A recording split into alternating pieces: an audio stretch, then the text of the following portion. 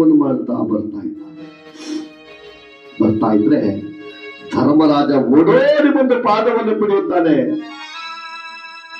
ಗುರುಗಳೇ ಗುರುಗಳೇ, ನನ್ನನ್ನು ನೋಡೋದಕ್ಕೆ ನೀವು ಮಾತ್ರ ಬಂದಿರಲ್ಲ, ಬನ್ನಿ ಸ್ವಾಮಿ. ಯಾಕಪ್ಪ, ಏನಾಯ್ತು? ಎಲ್ಲವನ್ನು ಕಳೆದುಕೊಂಡಿದ್ದೇನೆ ಗುರುದೇವ, ಎಲ್ಲವನ್ನು. ಹೌದು, ಜಗತ್ತಿನಲ್ಲಿ ಎಲ್ಲವನ್ನ ಕಳೆದುಕೊಂಡು ಏನಿಲ್ಲದ ಭಿಕಾರಿಯಾಗಿದ್ದೇನೆ ಸ್ವಾಮಿ ನಾನು. ಯಾಕಪ್ಪ, ಏನಾಯ್ತು ನಿನಗೆ? ಇಲ್ಲ ಗುರುಗಳೇ, ಕೌರವರ ಒಂದು ಮೋಸಕ್ಕೆ ಒಳಗಾಗಿ ಎಲ್ಲವನ್ನು ಕಳೆದುಕೊಂಡಿದ್ದೇನೆ ಅಂದ್ರೆ ನಗುತ್ತಾರೆ ಗುರುಗಳು. ಮೂರ್ಖ, ಶ್ರೀಕೃಷ್ಣನ ಕೃಪಾಶೀರ್ವಾದ ಬಲವೇ ನಿಮಗಿದೆ. ಎಂತಹ ವೀರಾಗ್ರಣಿಗಳು ನೀವು. ನಿಮಗೆ ಇಷ್ಟು ಕಷ್ಟ ಬರೋದಕ್ಕೆ ಕಾರಣವೇನು ಗೊತ್ತೇ? ಏನು ಸ್ವಾಮಿ? ನಿಮ್ಮ ಗೋಚಾರದಲ್ಲಿ ಭಗವಾನ್ ಸೂರ್ಯ ಸುತನಾಗಿರುವ ಯಾವ ಶನಿರಾಜ,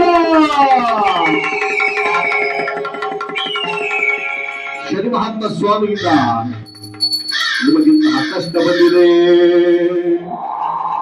ಶನಿದೇವರಿಂದಲೇ. ಹೌದು, ಯಾರು ದುರಹಂಕಾರದಿಂದ ಮೆರೆಯುತ್ತಾರೋ ಅಂತಹವನ್ನ ಶನಿದೇವರು ಒಬ್ಬರನ್ನು ಬಿಡುವುದಿಲ್ಲ ಭಗವಂತ.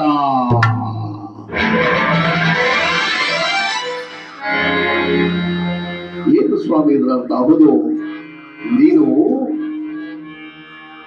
ಪಗಡೆಯಾಟ ಆಡುವಾಗ ಗುರು ಹಿರಿಯರನ್ನ ನೆನೆದೆಯಾ ನೀನು? ಇಲ್ಲ. ತಂದೆ ತಾಯಿಗಳನ್ನು ನೆನೆದೆಯಾ? ಇಲ್ಲ.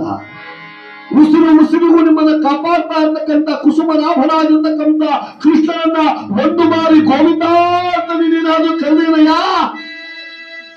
ಇಲ್ಲ. ಯಾರ ಸ್ಮರಣೆ ಮಾಡಲಿಲ್ಲ. ಕಾರಣ ನಾನು ಬುದ್ಧಿವಂತ ಅಂತ. ಯಾವಾಗ ನಿನ್ನಲ್ಲಿ ನಾನು ಎನ್ನುವ ಅಹಂಕಾರ ಉತ್ಪತ್ತಿ ಆಯಿತೋ ಆವಾಗಲೇ ಭಗವಂತ ನಿನ್ನ ರಾಶಿಯನ್ನು ಸಂಚಾರ ಮಾಡಿದ್ದಾನೆ.